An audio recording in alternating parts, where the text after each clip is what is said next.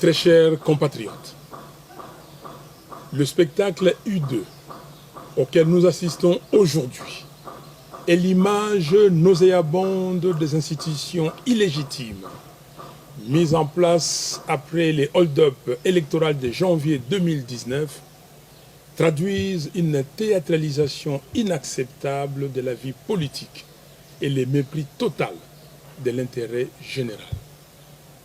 En effet, au moment où toutes les filles et tous les fils du Congo se mobilisent pour sauver le pays de l'occupation de ses terres, du pillage de ses ressources naturelles, ainsi que de sa balkanisation, la coalition FCC cache, nous distrait, avec un semblant de bras de fer qui paralyse le pays et qui détruit davantage les piliers de la démocratie.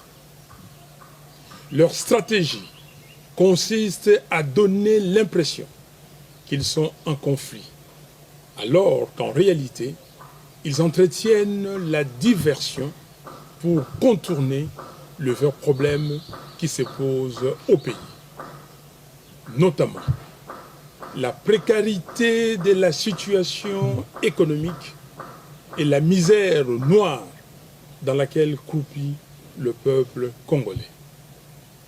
L'insécurité généralisée dans le pays, la corruption érigée en système de gouvernance, la présence inacceptable des armées étrangères sur le sol congolais, l'exhumation du rapport mapping et la création d'un tribunal pénal international pour la République démocratique du Congo, l'occupation et la balkanisation de notre pays.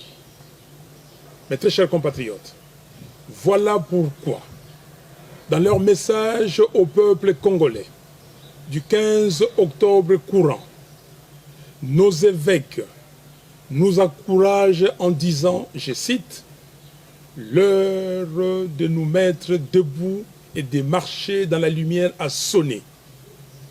Réveillons-nous de notre sommeil pour un engagement citoyen. » Fin de citation.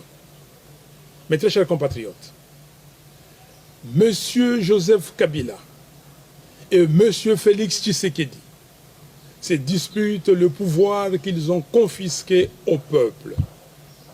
Chacun d'eux veut maintenant contrôler la Commission électorale nationale indépendante, CENI, et la Cour constitutionnelle, avec l'intention manifeste de poursuivre l'œuvre de destruction perpétuelle de la démocratie par des coups d'État. La Commission électorale nationale indépendante, CENI, et la Cour constitutionnelle doivent être réellement indépendantes et libérées de l'emprise de quelque faction politique que ce soit. Ainsi, seule une dénonciation publique du deal peut attester de la sincérité de chacun d'eux. Mes très chers compatriotes, Congolaises et Congolais, n'accompagnez donc personne dans une forfaiture de plus et refusez qu'on établisse le coup d'État comme mécanisme d'accession au pouvoir. C'est pourquoi, en toute responsabilité, je demande une fois de plus aux leaders de nos confessions religieuses, nos pères spirituels, d'offrir leurs bons offices pour pouvoir réunir toutes les parties prenantes afin de trouver consensuellement une solution à la crise qui déchire notre pays.